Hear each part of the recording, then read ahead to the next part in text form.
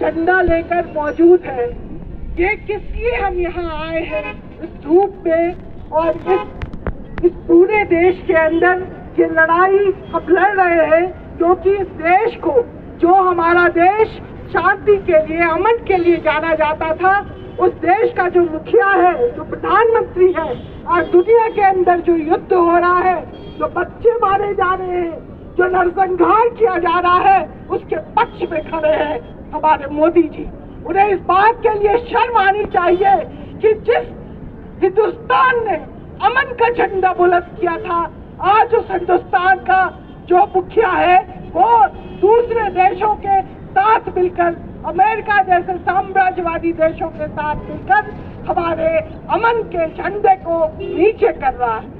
ये कितनी शर्मनाक बात है कि पूरी दुनिया को युद्ध के मुहाने पे खड़ा कर दिया गया।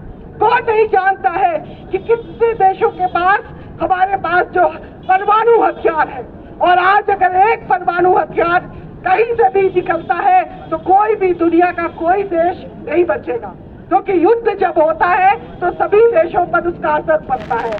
हम सब जानते हैं कि फिलिस्तीन की आजादी के लिए हम यहाँ इकट्ठे हुए हैं। फिलिस्तीन को उसकी जमीन से खदेड़ा जा रहा है।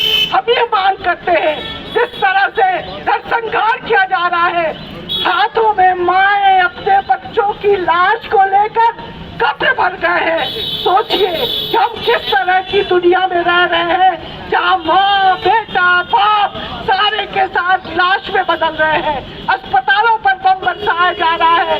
उनके खाने पीने रहने की जगह तो तोड़ ही दी गई है। बाहर से जो मदद मिल रही है उस पर भी रोक लगाया गया है। पूरे गाजा पट्टी को तबाह कर दिया गया है। तो इस देश के जो अमन पसंद लोग हैं, इस देश में जो हत्या के विरुद्ध खड़े हैं, इस देश में जो शांति के पक्ष के लोग हैं, वो आज सड़कों पर होंगे और हम फिलिस्तीन के साथ खड़े हैं। हम ये कह रहे हैं कि दुनिया को नस्तानाबूद नहीं करने देंगे। हम ये कह रहे हैं कि हम अमन के पक्ष के लोग हैं। हम ये कह रहे हैं कि हमारे बच्चों की जान, जो दुनिया के अंदर जो बच्चे हैं, जो गाजा पट्टी के बच्चे हैं, वो हमारे बच्चे हैं और उसकी जान सुरक्षित होनी चाहिए, क्योंकि ये पूरी राजनीति की जा रही है और इस राजनीति के पीछे साम्राज्यवादी ताकतें हैं, जिनके पास हथियारों की होड़ है।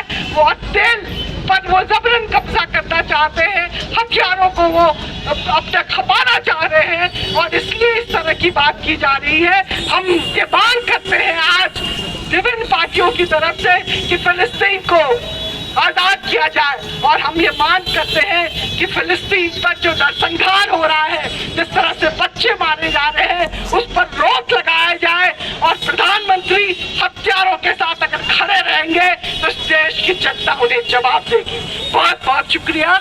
इनकलाब जिंदाबाद।